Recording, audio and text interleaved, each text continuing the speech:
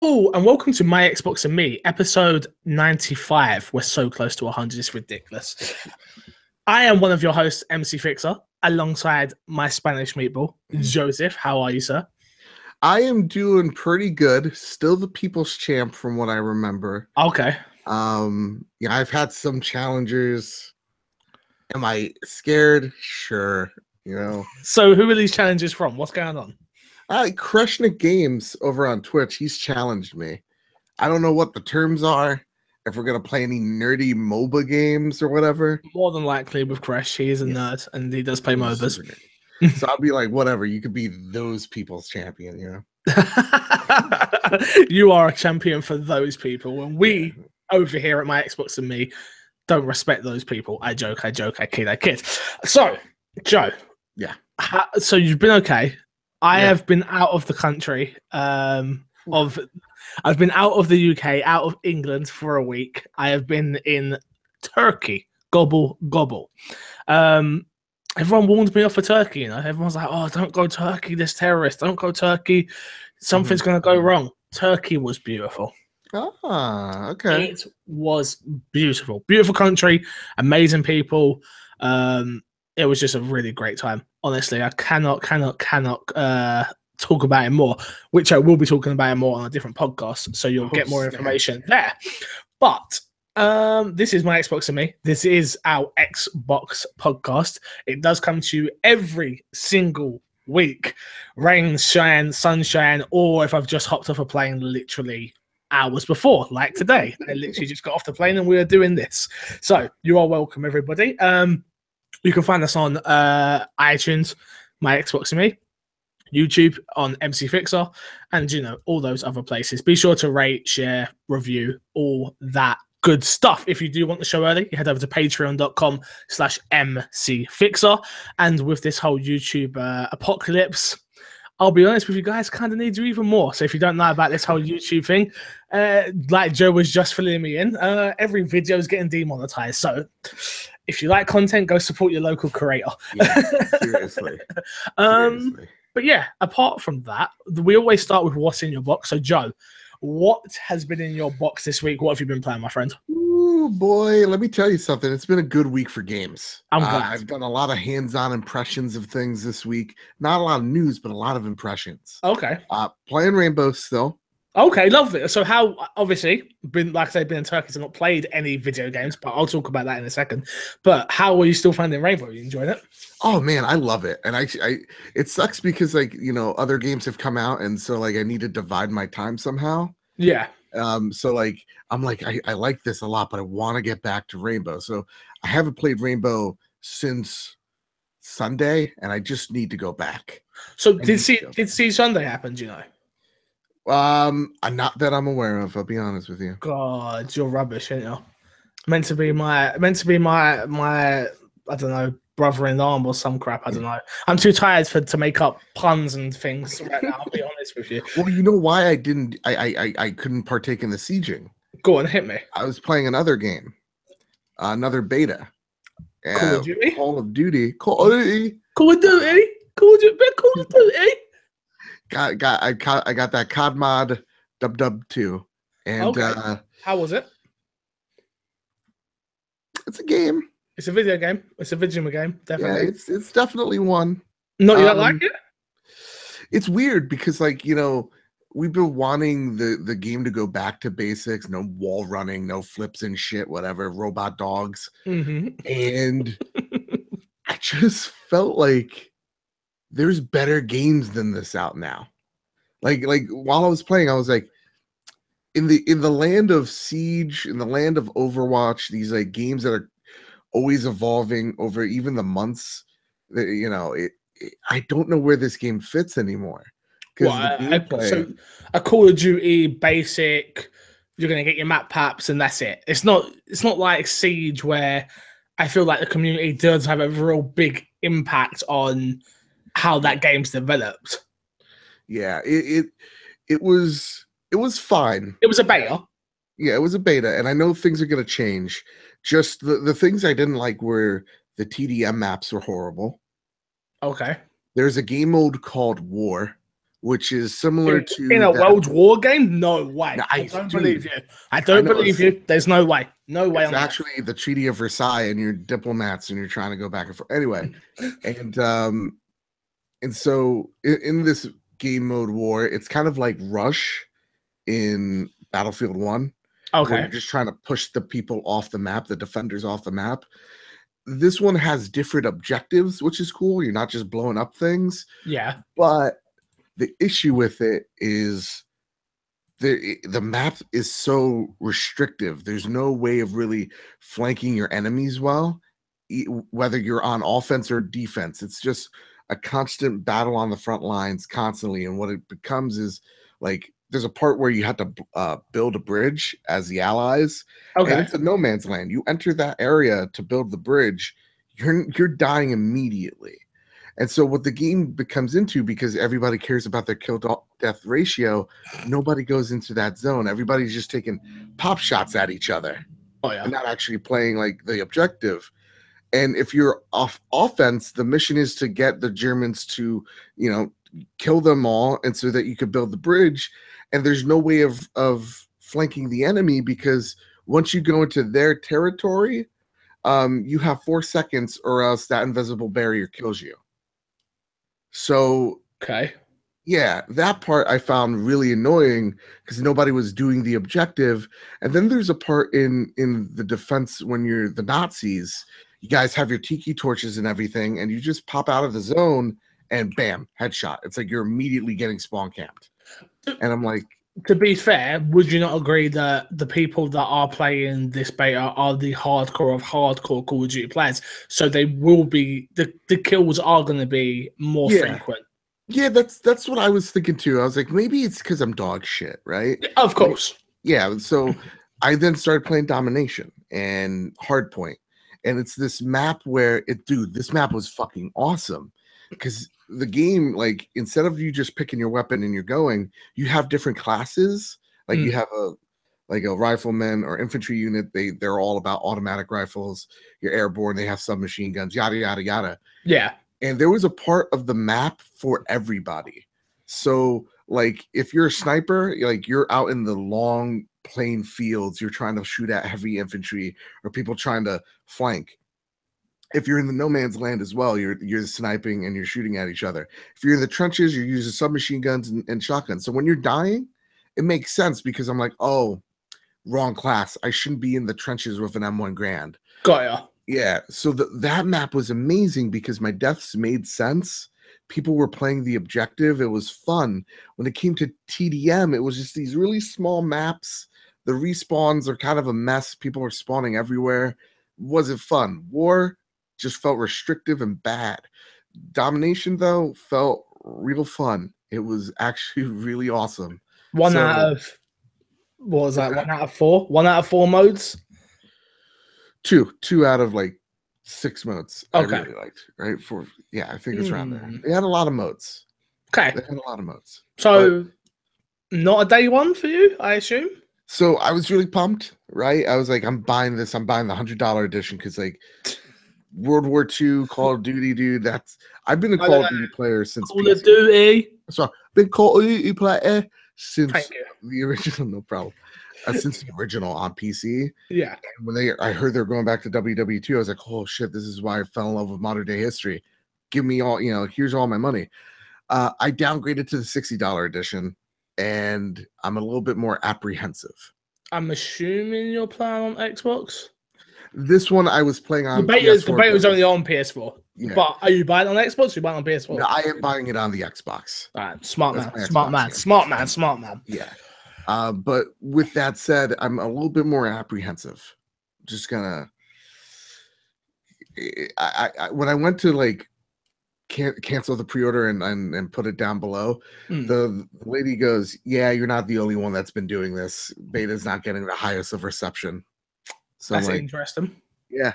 So I don't know. That could just be my store that I frequent, or it could be telling. But I'll see how it is. The good thing about this, I would say, is the beta has given you an opportunity to see what you do and don't like about the game, which That's the good thing about a beta and the bad things about a beta. At the end of the day, a lot of people, I think there are too many betas. I do. But it does give you that choice of, okay, I've put down for the $100 version. I cannot wait. Oh, this isn't so good. Yeah. But it's awesome for my wallet. I like that. Especially with how many games are out this year. And I was literally, before we went live a bit earlier, I had to sit down and work out what it is I've got to get and cover for the podcast, obviously. And we try and cover one of us tries to play the new games that come out, thankfully. And you will be jumping on Super Lucky Town. I'm going to let you take that one because I'll pop this. That game looks so adorable. It's awesome. It's just there are so many games coming out, and I cannot wait for some of them. Is there anything else you've been playing? Played the Destiny 2 beta on PC. Okay, so it's just more that we spoke about Destiny already. I gotta tell you something, dude. Go on. It's fucking awesome. That I never could tell the difference between 30 and 60, right? We've talked about this on the podcast. I saw the fucking difference. Wow. Interesting. Right? Interesting. Don't become one of those people, Joe. I'm not gonna be the PC leader. Become one of those people, Joe. PUBG and Steam. Hey, how dare you talk about PUBG like that? Chicken dinners, steak dinners, whatever. My chicken dinner is mine, and no one goes near that. Well, actually, I'm probably a bit rusty now, but so yeah, it's been a weird week for me. Obviously, my Xbox has not been on. I have not played my Xbox. I have not played any video games apart from my Switch, but not for this podcast. Not for this podcast. But what I will say, it's really good. It's a really good device. That's all I'm going to say on it. That's all I need to say on it. It's a really good device. But I've had this moment, and it was that moment of being away from video games for a whole week. And I didn't play my Switch a lot. It was literally here and there when I'm in the hotel room, and Haley was getting changed, so I played a little bit there. But to not play games for a week, it just, you appreciate them so much more when you get home. Yeah. Because I literally had to do walking, and I went on a jet ski, which was fun. Don't get me wrong. And I went on these things and I did this stuff. But all I want to do is play video games. I love video games so much. Those experiences in real life are so tiring. Yeah. I would much rather be walking around in any other video game. I'll take Recore at this point than have to walk around in the real world. Yeah, apart from that, there's nothing else. Like I say, nothing in my box this week. I've just bought Madden. So that'll be here tomorrow. So I'll be streaming the long shot. I think it's the career mode. Cannot wait for that. As everyone knows, if you've listened to this podcast a long time, you know that I love sports stories, and I've been waiting for this in games. I'll jump ahead a little bit just because Madden's got a story this year. The NBA story, if you've seen the new trailer they just put out for that. Oh, there's an NBA game. I'm real excited. No, I'm being deadly serious. And Haley was sitting next to me when she watched it.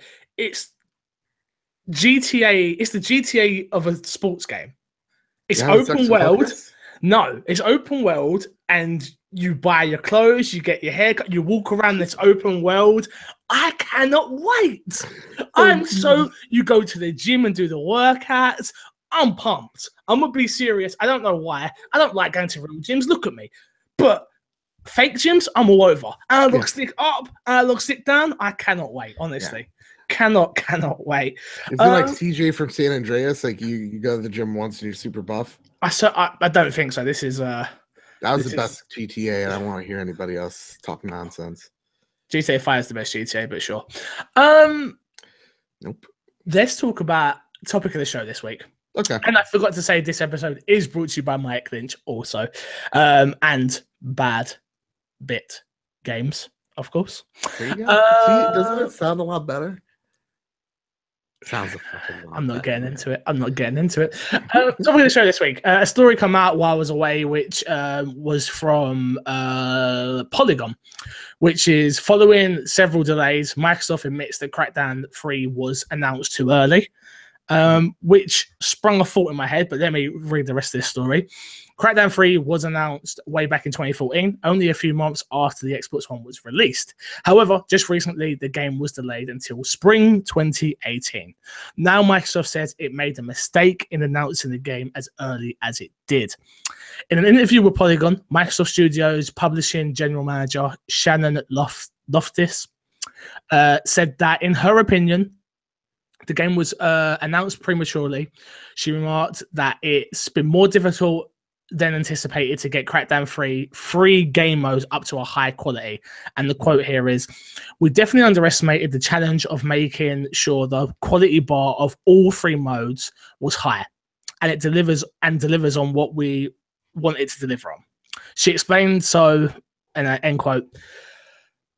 The gist of the story here is that Shannon here is saying that Microsoft were announcing games too early before they were even close to being ready. So that's games such as Fable Legends, Scaleband, rest in peace, both those games, but even down to games like Cuphead and, of course, Crackdown 3.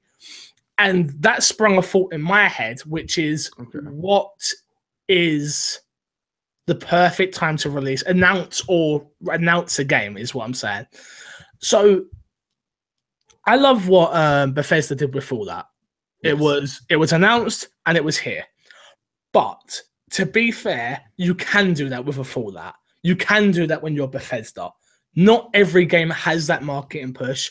Not every game has that caliber. Not every game delivers on that. Not everyone has that brand loyalty. So do you think it is a case-by-case basis when it comes to indies, AAA, single A, double A, AAA games? Or do you think it should be a shorter period of announce to release? Well, that's a good question. Because I do think it's a case-by-case basis, especially if you're an indie studio and not a big AAA game like Fallout is, or even in the caliber of Fallout. You know, that game is huge. It has a huge following. And fourth in the series, people know what to expect. It was my first Fallout, but I knew 3 and New Vegas was meant to be amazing games. So it already had that. Do you know what I mean? Obviously, we're talking about Bethesda here. This is not a little studio off the street and then they've decided to try to do this. Yeah. So I think Bethesda, I think that they can do it, but when it comes to like an indie game, you do want to give it some space and some room to breathe a little bit so that you could build up that community. So maybe you do something like, it's very loosely kind of like Bloodstain, where it's like, okay, listen, we have this idea. This is our roadmap. We're being kickstarted by you guys. Here's what we want. Here's what we're, going to do. And you keep on every few months just trickling out information, more information, so that people can build that community, can talk about this game, and it gets out there on the ether and it gets people to look at your game. Because if Bloodstain Ritual of the Night, though it looks great, if it came out like, hey, we're announcing it in spring and it's coming out in November, you'd be a little apprehensive, because though the creators does amazing work, you're like, whoa, I got some questions. How fast was this game made, and what I'm buying? Time did you put out into it? Yeah. So with that, those longer the better for indies, I feel, but not too long that people stop caring. So for that, you've got the Cuphead situation, which is, I honestly believe, and again, I sat on the Sun Ledger thinking about this, which is, if Cuphead had a release that day that it got announced, which was a buy it now, it would have sold better then than it will when it releases in September 14th. I could have got that date wrong. Maybe that's a mixing up with September. I think it's like 29th. Cuphead comes out. Something. I'll check the date. But I do. Everyone was so hyped when Cuphead got announced. So hyped. They loved the art style. They loved everything. And I think if that was a game that was like, and it's available, the Xbox community actually might have got behind that game and bought it. Yeah. I don't. People have now, they see the bad platforming and which have been reported by many outlets and friends of mine that have played the game have said it's not great. The platforming, it still isn't great. Maybe it'll get better towards release, which is not far away now, but we shall see. I don't know. For me, AAA games, an EA doesn't need to show a game. FIFA, Battlefront, yeah, those Battlefield. games. Why do we need these big, long? Do you know what I mean? We know we're getting them. So yeah, I think I do think that we should get a shorter release period. Like it's coming anyway. So I do like the 6 months period for those type of games. A AA game, something like let's say State of Decay 2. Mm-hmm. I like the sort of period we've got from that, which is they had a teaser trailer at E3 2 years ago.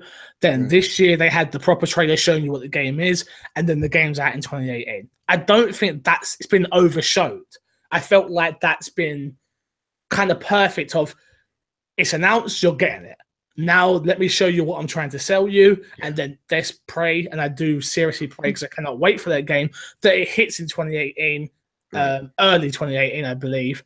And boom, then that's that for me for a AA, that type of range game. That's a perfect window, which is not too much, not overexposed. They still do the screenshots come out for their hardcore audience, and no one sort of gets left behind. But that's sort of you hit, boom. Yeah, I think it all comes down to case by case, but it also comes down to communication. Like with Shenmue 3 is a fucking great example, because that game was shown off at the Sony conference. Everybody's like, "Woo, yeah, awesome!"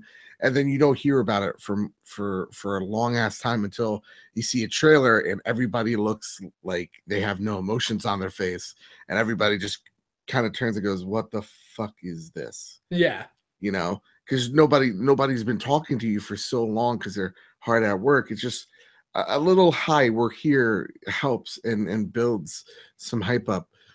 I think like some games, man, yeah, they're not way too early. I think we saw that with Xbox. We also saw that with Sony. We see it with Rockstar all the time. So delays happen. I just feel like it doesn't matter how long the game's put out there, as long as it's not getting delayed over and over again. See, like as long as you hit that date. Do not release games. Do not announce games too early. For me, it's a case of I hate the waiting game. I really do, and I'm sure a lot of people are with me. Where it's do not show me something I'm not. I think PlayStation. You brought up PlayStation, which is a perfect example of Death Stranding. That game's not coming until 2020. No, I think it's Kill Strain. I think that game's totally canceled. Death Stranding, Jesus, my brain. Totally canceled. No, it's. I don't think it's cancelled, but I just I could be wrong. It's a weird scenario. Like PlayStation have done it where they showed off Spider-Man, and then we'll get Spider-Man. They reckon 2018. I hope. Yeah. Which again, it's like you say, with these delays, which do happen, and it does make the game better. And I don't really get angry or disappointed in delays because we know it's what's best for the game. And I do honestly believe that. That's one of those PR things that come out and people go, "Oh, but is it really?" It's like, yeah, it is. Unless it's like a 2-week push because they're trying to get away from whatever big AAA game that's landed on top of them. I do believe that it's best for the game. They need that bit more polished time. They do need this, that, whatever it is. It's a weird scenario. It's something that I just think, will we get to an age where a game gets announced and then it's out within 6 months on a regular occurrence? Will say, does Mario Odyssey, and I know that's not an Xbox game, but Nintendo I do think have a great portfolio. Would it have sold any better or worse if it was announced earlier or later? No. It's still, people are still picking it up. It has that brand. Gears of War, same thing. I don't think you know what you're getting with a Gears of War 4. Do you know what I mean? You're getting a cover-based shooter with you can show off the characters within 6 months. You don't need this big long period of drumming it into people of Gears of War, Gears of War, Gears of War, Gears of War. It just, I don't think you need it anymore. Yeah. And I think a lot of times we see too much from all these trailers. I think like we'll bring up PlayStation one more time, guys, but it's okay because we're gonna give them a swift uppercut. This E3 going, this was just last E3 with a different trailer. Yeah. And is that game The Last of Us that we're, because it looks like it, but just it has a zombie bear now? What is it? And like, yeah, trailers are showing off way too much. But I will say this, for Microsoft, 2018 is, for me, for them, do or die. And when I say that, it's all right, Microsoft, time to put your money where your mouth is. Let's start pushing these games out. Well, this is the point I was just about to make, which is PlayStation may have announced all their games, but at least you go buy a PlayStation tomorrow, you know these games are coming. Right. You buy an Xbox tomorrow, and we all know I love Xbox, and that's where I play the majority of my games. What have we got coming? We have Crackdown 3, which, in my opinion, doesn't look great. Sea of Thieves, what I'm still not sold on. State of Decay 2, which I cannot wait for. Cuphead against a smaller title. Forza Horizon 7. Forza 7. We'll probably get a new Forza Horizon at some point. Print some money. But what else? Like, you seriously, as much as I slag off Sony for announcing games that are not coming until God knows how long, what have we got coming, Xbox? Phil, love you. In Phil we trust, hashtag all day long. But seriously, what have we got coming? Because I sit here as an Xbox advocate, and on many times, and people will tell you, they've bought Xboxes because of this podcast. They play their Xbox because of this community. And it's becoming harder and harder and harder and harder to... I was on holiday talking to people about video games, obviously, because they asked, what'd you do? I'm like, I do this, da, da, da. And like, so what should I buy? And it's becoming very, very hard for me to say, you should buy an Xbox. Yeah. That's honestly where I'm at right now, which is the best game this year has been Horizon Zero Dawn for me. I think it's what does Xbox have on that caliber this year? The only game exclusives that are going to release this year is... Go on, hit me. Super Lucky's Tale. Do not count this game out. You know what? You're right. But on a serious note, Halo Wars 2, AAA games, Halo Wars 2, and Forza 7. Yeah. That's not good enough. I'm sorry, that's not good enough. And RTS, which is still a niche market anyway, niche-ish. Do not jump on me. I know Danone's out there probably getting ready to stab me. Yeah. Vampires 4 made me like, oh God, I was gonna cry. But do you know what I mean? That's not good enough. 2 games, 2 AAA games this year. 2. The big game that you're releasing a brand new console and you have nothing to go with it. And I had enough time to literally sit there and think about it. Pre-ordering really well right now. We're going to get to that story, which is that seems like a perfect transition period. Let's transition. Let's segue straight into the news, which is actually, we've got an ad read before that, so I do apologize, which is, hey everyone, Mike Lynch here, and I'd like to tell you about my YouTube channel. I play games, review movies, and go over life experiences. Basically, the whole shebang. I'm no longer on a hiatus, so come over to my channel. Why not? It's youtube.com/Mike Lynch. I'll be back on a full-time schedule, so come check out all my cool videos and check out my archive videos as well. Until then, have fun with my channel. Thank you very, very much for your support, Mike Lynch. Keep the lights on, literally, as I say every week. And now that the YouTube apocalypse has come and stolen even my... Winter has come, guys. Winter has definitely come for content creators. It's come and stolen my chump change, which, it's even worse. But we do have the amazing Patreon thank yous this month. So let me get through those real quick. So if you support at $5 or more, we read your name out on the show. Again, this happens because of you guys. Literally, content creators do not live without you guys with Twitch support or whatever it is you do. So thank you so much for anyone that supports. But here we go, which is Mike Lynch, of course, Mr. Moody and Mrs. Moody. Thank you very, very much. Alexander White. I hope I say that right. White. I think it's White. Stuart Parker, Xbox Stu. Proper BO. as always. My man Reese, Sarah Ann, Fishy, of course, the greeter, Cal, Rahul, Paul, Frederick King. I'm missing a couple of names here. Sandra, Patrick, Fiona. And that is that, I believe. Thank you all so much for your support on Patreon. Honestly, again, this doesn't happen without you, so thank you. Into the news. So we were talking about the Xbox One pre-order, so we'll do that story first, which is Xbox One X breaks pre-order record for Microsoft. Microsoft's upcoming console appears to be off to a strong start, as Xbox One X has set a new pre-order record for the company. According to the post on Xbox Wire, more Xbox One X Project Scorpio Edition consoles were pre-ordered in the first 5 days than any Xbox before. Microsoft said it saw record-breaking sell-out times for the first console, which is currently sold out in many markets. And the quote here is, the speed of which was sold through our initial pre-order supply surpasses our expectations and what we expected with pre-orders for the original Xbox One console. End quote. GameStop Senior VP of Merchandising, Bob Punzon, P-U-Z-on, Z-on, Jesus, Z-O-N, said. I've met him. Have you really? Yep. Oh, interesting. What do you make of this, Joe? I've been out of the loop for a week. Yeah. So I did see this sort of break on Twitter because I could get in there for about 2 seconds while sitting on my toilet in Turkey. They have those there? They do have toilets, yes. And loofahs that can clean your bottom. What? Love it.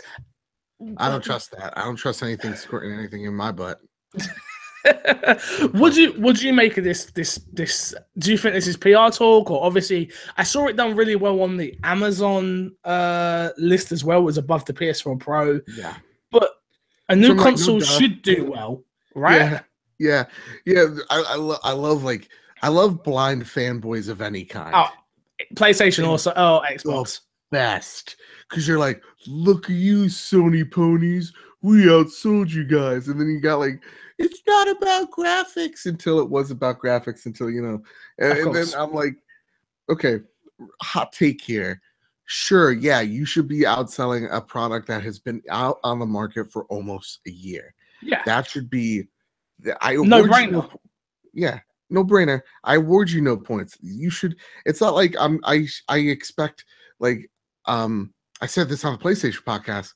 I expect Samsung to outsell Apple this month because the new Samsung phone's out. Like if they don't, then holy shit, that's bad on you guys. You've got problems if your new shiny product is not selling better than the other competition's old shiny product. You've got problems if that's not happening.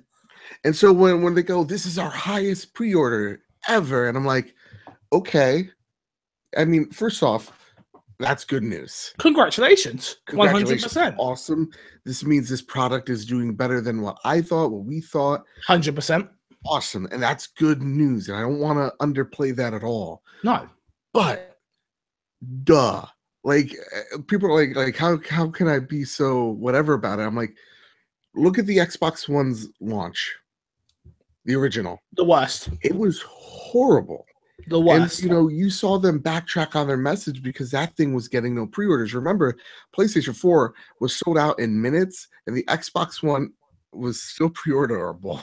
Yeah. So, like, that was a bad pre-order launch. And then when you go to the 360 and the original Xbox, there's just more gamers now than ever. But you've got, even with the 360, though, you've got to remember that the 360 launched ahead of the PlayStation anyway. Yeah, I think it was almost a whole year. Yeah, it was a whole year, and and they had fucking Gears come out like the same week. That's the best move ever. It's like, oh, you want this PlayStation? We get this new shiny thing. Look at it. With that trailer. Oh Jesus! Right, best trailers in video games. So anyway, lost my point. But I expect this too because the audience is larger than it was 10+ years ago, and the original console did not do well in the beginning. So first off, this is great PR news, and if they can come with this hype into 2018 and they stop delaying their games, this is more heat that maybe the Xbox, I'm not saying could catch up because No, at this point, that's not even a question anymore. yeah, but I'm saying now they're able to be that competition. Yeah. You know, they're able to you know, they might not be the Yankees, but they could be the Mets. That was a sports reference. Thing? Even I didn't understand that one. I don't know baseball. You should have went with something else. Okay. We're not the Patriots, but we are the Giants. Good. I don't know who the Giants are. That's American football. I know the Patriots cheat. So okay, give me something in football. Give me something in football. Come on. I don't know. Fucking what's the soccer team over there that's really good and one that's really good too, but just Tottenham are really, really good and we're way better than Arsenal. So sure, that reference. You got it. There you go. That's well what done. the Xbox is. During that time, we're gonna see Microsoft make pushes to try to overtake Sony. Yeah, those are great things. Like I love when we have this race and that there's competition. I just hate when it's someone has to lose and someone has to win because everybody's winning. Microsoft's making a shit ton of money, and just Sony's making more of it. It's fine. Yeah. Again, I understand what you're saying. Next piece of news, which is the original Xbox One X, the VCR player that I still have, that nobody seems to own anymore, but I do. So please email in myxboxandmepodcast@gmail.com. Do you still have your VCR player? It has been put to bed. It is dead. It is officially discontinued. They are no longer manufacturing this console. I'm a little bit sad. Are you really? Nah, but I've got one. So for me, it comes down to a case of if you've got one now, make sure it's in good nick, keep it nice and clean, because you know there's only 30 million out there.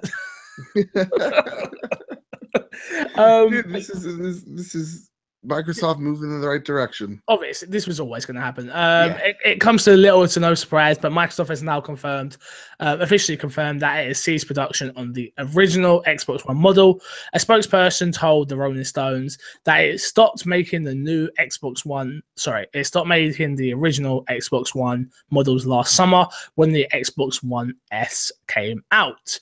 Quote is, as typically for console industries, we stopped manufacturing the original Xbox One when we introduced the Xbox One X, a spokesperson said. So if you do see a brand new one,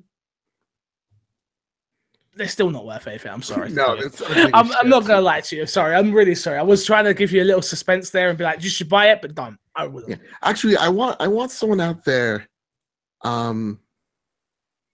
Did you like the design?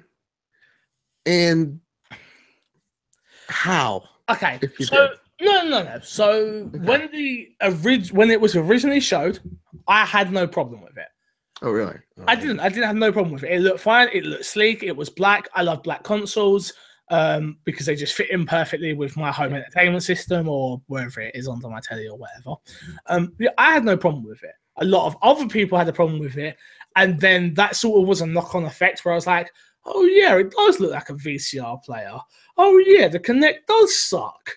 Oh, yeah, it does get a little bit warm on top. Still, but it hasn't got a power brick, which were all things that once upon a time didn't bother me. Power brick, didn't care. Yeah. It being the size of a VCR player, didn't care. It being as thick as it was, didn't care. This was an obvious reason why it was thick. They could not red ring this thing. It couldn't happen. Here's the thing with that logic, right? So like I understand where people were coming from and why they were like, this is why this thing's so ugly. It's so it doesn't red ring. We have this huge fan in it. It's, you know, whatever. But at the same exact time, years after that, they come out with the Xbox One X. It is super slim. It's the slimmest console they got. And it's like, and it's hybrid cooled. And I'm like, why couldn't you just put that hybrid cooler in this thing? Because the manufacturing cost would have been too much. This thing already cost a bomb when it launched, remember? Just don't ship it with the Kinect, god damn it. Do you remember that Kinect cost me? Peripheral, guys. Never ship with a peripheral. They'll learn from that one. But yeah, I didn't hate the design. But yeah, please, if you did like the design or if you really didn't like the design, please email in my Xbox and me podcast @gmail.com. Yeah. You put it as a poll on Facebook too. Maybe, you know what? That's not a bad shout. You should do that. Yeah. If you're not in the Facebook group, it is the My Xbox and Me podcast, I believe. Facebook group, go check it out. Next piece of news: Resident Evil Revelations has officially come to Xbox and is out today. Xbox, Resident. Oh, jeez, Louise, I am so tired. Hey, who's the host? You're the host. You're right. Resident Evil Revelation has finally arrived on PlayStation 4 and Xbox One, and Capcom has released a new trailer for the remaster. The game was originally released back in 2012, exclusively on the Nintendo 3DS, before later being remastered for PC, Wii U, PS3, and Xbox 360 in 2013. Resident Evil Revelations is the spin-off title in the famous gaming franchise that takes place between Resident Evil 4, which is overrated, and Resident Evil 5, which is overrated. Resident Evil Revelations will cost you $19.99, and same price for both versions. I think it's about £15. I checked this morning. This is actually one of the Resident Evil games I've never played. Funny enough, I actually already own it on 360. That's really beautiful. And I never just... Do you know what it was? Is I bought it... I remember it coming to 3DS, and I almost bought a 3DS just to play it. Because obviously, being the Resident Evil fan that I was. And I decided against it. I was like, no, it's not worth it. I cannot justify buying a handheld console for one game. That's just stupid. It will come, it will come, it will come. It did come, and I remember it being... an adult. You want to carry around a 3DS because you're not a child. But yeah, that's a very good point. That's a very good point. Sean Capri, I'm looking at you. He owns 14 of them. Come on, Sean. Why do you need all those? That's too much. Yeah, and then I bought it on 360, not at launch. For some reason, I think I had bad money problems back then, honestly. I just don't think I had the money. And I don't know why, but if I remember rightly, if I actually remember rightly, I remember there was a choice between me buying Resident Evil Revelations or Resident Evil Raccoon City Operations, the Operation game, which was terrible, and I made the worst mistake of my life that day. And I bought the Resident Evil Operations Raccoon City game, and oh my god, that was terrible. Let me tell you something. I have this system, and it's never failed me before. If the art on the box looks like shit, I can't play that. Probably not a good game. I can't play. Are you crazy? The art of Revelations was awesome. What are you talking? No. Sorry, not Revelations. No. For Raccoon City, Operation Raccoon City, where it's like just a bunch of dudes on the cover. It didn't look that bad. It was all right. Look at it. It's not that bad. So bad. It's got a tyrant and stuff. And it says free. There's a DLC mission inside. I was like, yeah, I'm gonna play that. Yeah, it wasn't a good game. But so I'm looking forward to playing this on Xbox One. But what I've noticed with these remastered Capcom Resident Evil games is they go on sale very quickly. So I'm not picking this up straight away like I did with 5, 6, 4, Revelations 2, 1, 0. I've learned by my mistake, and I will wait for this to go on sale this time. Yeah, probably Black Friday. It only took me like 6 games to figure out that they go on sale real quick. But there's a package deal they've got going for Revelations 1 and Revelations 2 with all the DLC for Revelations 2 as well, which is I think £30, which that doesn't seem like a bad deal if you like the Resident Evil games. So yeah, I think I'm gonna wait till the version of it. Yeah. Next piece of news: The Walking Dead Season 2 and The Walking Dead Michonne, which I actually never played, are all coming to Xbox One backwards compatibility. So if you already own these games on your 360, they are now available to play via backwards compatibility. What a strange game to bring to backwards compatibility. Like, just cool, okay, I guess, but I already bought the game again. Thanks, Telltale.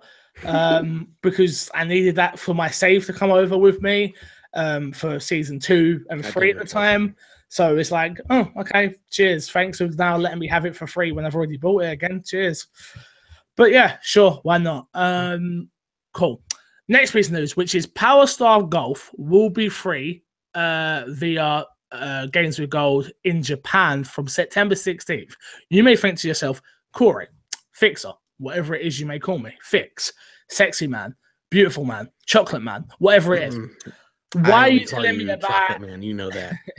Why are you telling me about Japan's Game with Gold? Because we all know you can change your region on your Xbox, download their free game, and then change it straight back.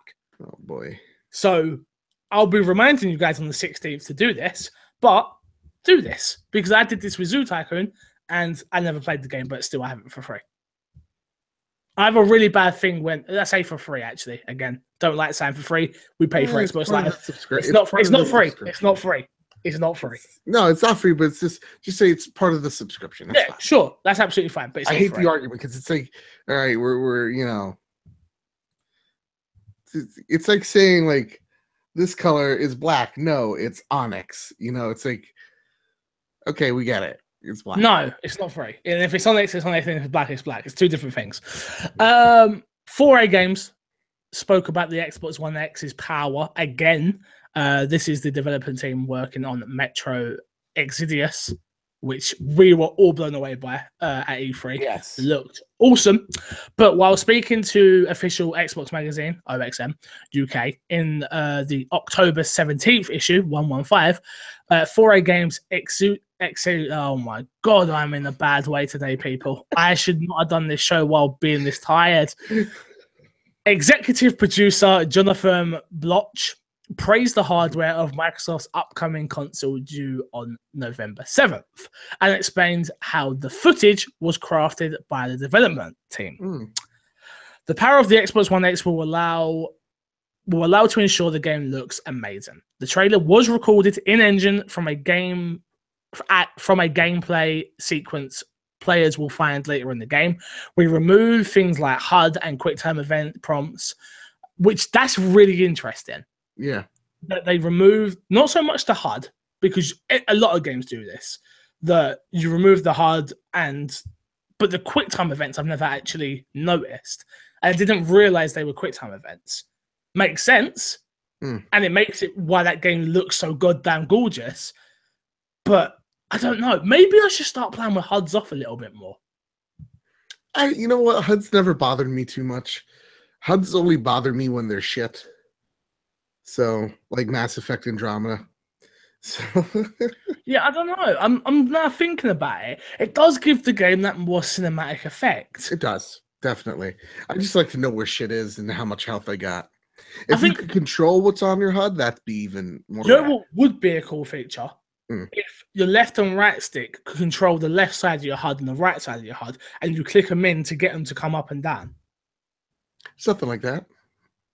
What do you mean? That's a good idea. Sometimes like you need that to like maybe that's your melee button or your zoom in button. They have to configure that to something else, mate. I've just come up with the perfect plan.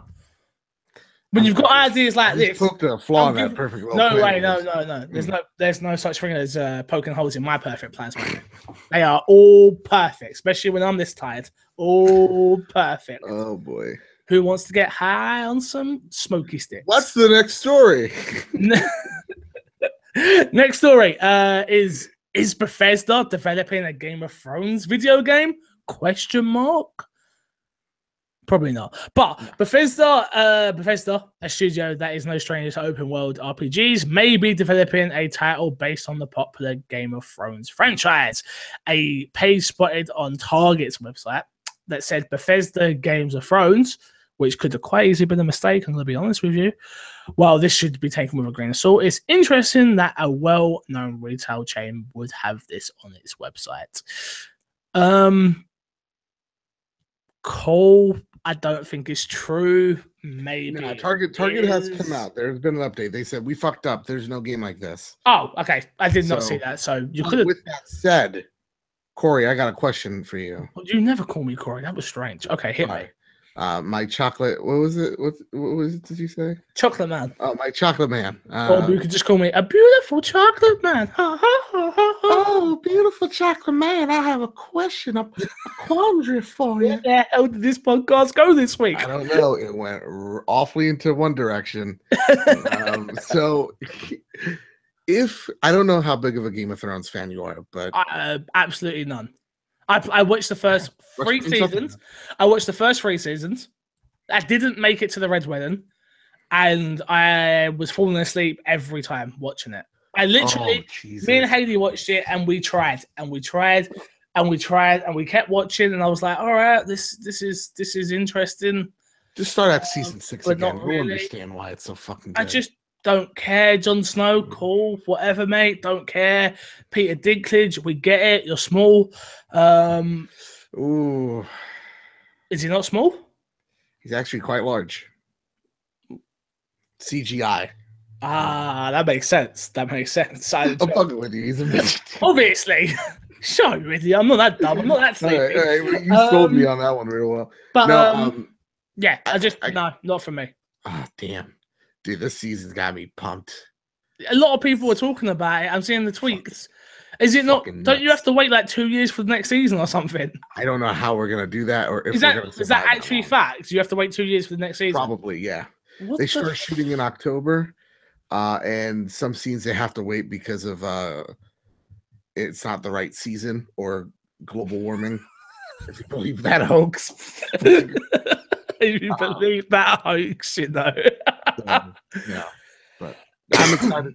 This news got me real excited. Then Reasonable Joe had to come in. He doesn't come in every now and again.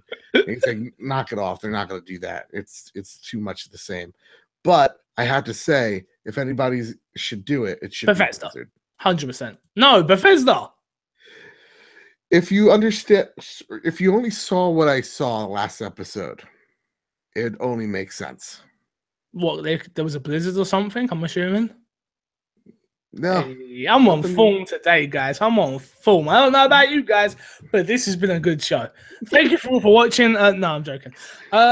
We've got 2 more stories, so let's drive through them, which is Arc development team. I've been talking about Xbox One and PS4 crossplay, which has been a hot topic as of lately. And the quote is some rubbish, to be honest with you. The gist of this story is they want to do it, Sony won't let them do it. They want to talk about it, Sony won't let them talk about it. They want Sony and Microsoft to talk. And the quote of this is Microsoft and Sony need to work it out. There you go. Big story there, guys. Sony and Microsoft need to work it out. Cat's out of the bag. All the developers say it's super easy to do. I think that's the key point here, which is what I was just about to add, which is everyone is saying how easy it is to do. So there's no real excuse for it not to happen, apart from Sony being a little bit butthurt. Yeah. Whoever's in first, you know they're never going to do it. Because it makes no sense to do it. Yeah. I mean, just like, you got to think like a business sometimes, guys. Right? Trust me. So you just got to think of it like, how is this benefiting me? So like as a customer, and like, yeah, no, like wait times are going to be incredibly shorter now. That's awesome. How does this benefit a company? You know, Sony thinks about this and they go, well, how does this affect me? Well, then what's the difference between PlayStation and Xbox? I think the exclusives, obviously, which Sony is absolutely destroying. But what I would say is it should be, again, a case-by-case basis, which is a game like Minecraft should be cross-play everywhere. If everybody else has said yes, Sony needs to get their head out their ass and let that happen. As much as we would love it as gamers, for everything else, I don't think it will happen. I don't think it actually makes sense business-wise. It does right now for Microsoft, but maybe the next console generation. Good press every single time they go, we're open to it. And I mean, like, in theory, like, look at PC, right? There's always that debate of who's better, Intel or AMD. And obviously it's Intel, but you got some people that still think AMD, right? 100% agree with you on that case. I just angered 5 guys who just made a rig. And 5 people just left. Still have those people on their sides buying the products that they're loyal to. So to me, I'm like, yeah, Sony, just fucking go ahead and do it. If you're the only one that's holding it up, the only question is, it's not is the infrastructure good? It's how do we police how do we police it? Is there a council of Ricks that decide people's fate? As long as it's not a pickle Rick, we'll be fine. As long as it's not a pickle Rick. But yeah, I get it. Last story. Let's get through it because this has been a long old show. Shadow of War adding DLC character to honor developer who passed away. Warner Brothers has released a new trailer for Medal Earth Shadow of War that reveals a DLC character is coming to the game that honors a developer who passed away last year. Michael 4G Forgery, exclusive producer on 2014 Shadow of War, died in March 2016 from a rare case of cancer. The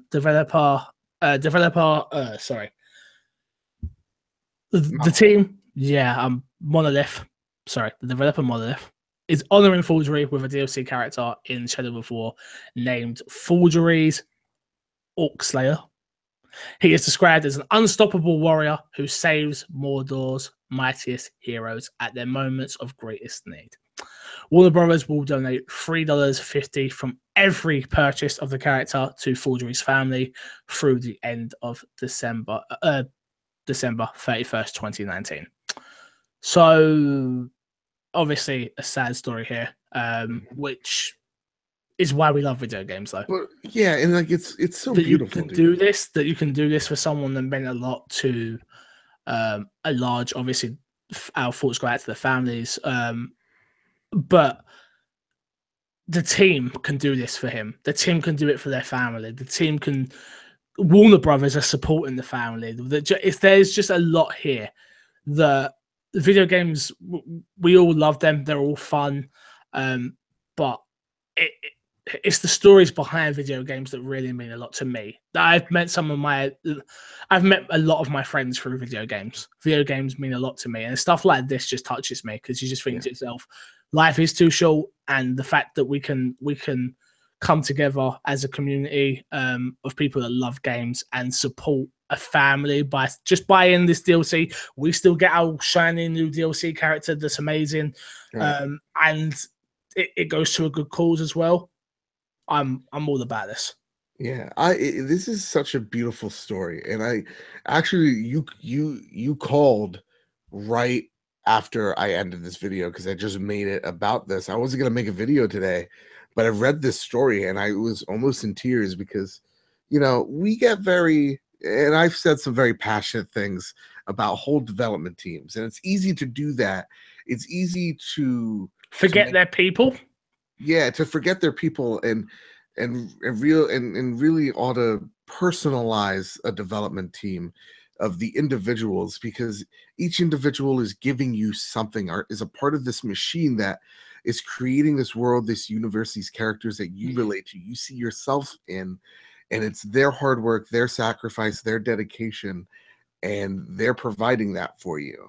And sure, Shadow of War, there's microtransactions in it that I don't like. Yeah. And I'm still not a day one purchaser of this game, but I'm going to make sure that that family gets any type of monetary value from me by purchasing that DLC, and also giving money to the website that he's on currently, youcaring.com.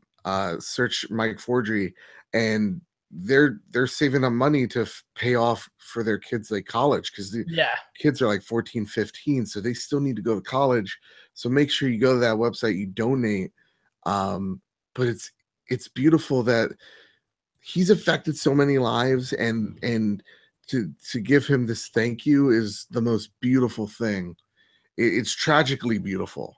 And so yeah, purchase this DLC because it shows the industry that we want to help, and if you give us that easy way to help, we will do this. That this is the DLC that truly matters. Yeah. So that's all I gotta say. Thank you. Let's get into Michael. Yeah, of course. Let's get into Fixer Sack. We got one email this week, which I appreciate, and it says, "Hey Fixer and the people's chump." And it does actually say that. As you know, I haven't emailed in for a while due to the fact that you annoyed me. Sorry, I need to read this again. Hey Fixer and the people's champ. Chump, my apologies. Fuck. As you know, I haven't emailed in a while due to the fact you annoyed me. I think I've emailed into the show over 20 times, probably more than anybody else, and you had the audacity to accuse me of not sending an email to the correct address. The fact we even talked about the email I sent whilst playing Minecraft, where I took Crash's diamonds. Aha! He did take Crash's diamonds. It wasn't me. I did tell you all this. And you somehow then decided to blame me for not having it read out on the show. I've attached the email I sent below so you can check the email address if you wish and maybe read it out, as it was a fucking good email. Anyway, water under the bridge. I see Joe has got rid of Poly Games and changed it to Bad Bit Games. And trust me, there is not a bad bit so far. It's all bad from what I've seen. Anyway, not sure if I love your proper B. Wow. Yeah. Motorcycle Gang just passed by. What do you think of that? That's a lot to take in. Well, proper BO. Yeah. This is a heated email. Why don't you tell us how you really feel? I like how he's saying, like, fuck you, but also water under the bridge. Like, we haven't heard from you for a while, just making sure you was all right. I wasn't calling you out. I was just merely presenting the facts, which was you sent the email to the wrong place. Apparently you didn't, because I can see it right here. That it does say my Xbox and Me podcast at gmail.com. I must have accidentally deleted it. I'll own up to it. I'll be honest, I'm tired. So again, maybe I'm just feeling a little bit deflated right now, but I'll own up to it. Maybe I accidentally deleted the wrong email. It's easy to tell his from spam. So give Corey the benefit of the doubt here. Again, Americans calling me Corey. It doesn't sound right. Sorry. I'm sorry. Corey in the house. I fucking hate you. I hate you so much. Thank you very much for your email. Probably I appreciate it. I'm not going to read out your other email just because I think it might annoy you a little bit more, and I love that. Let's plug and get ourselves out of it. Sorry, the one thing we didn't do is the games with gold this month. I couldn't find the list. If I'm not mistaken, it's Forza Horizon 5 and something else games with. I'll be honest, I forgot. Games. I never purchased them, so it's just like for me, it's like because you're a donut. That's why. I'm never gonna. The only game I regret not purchasing is Bayonetta. Here it is. Firing. I remember now. So here we go. Okay. I don't remember. I got it out. I'll be honest. September's games with gold. Trials Fusion, August 16th to September 15th, sorry. Forza Horizon Game of the Year Edition, September 1st to September 30th.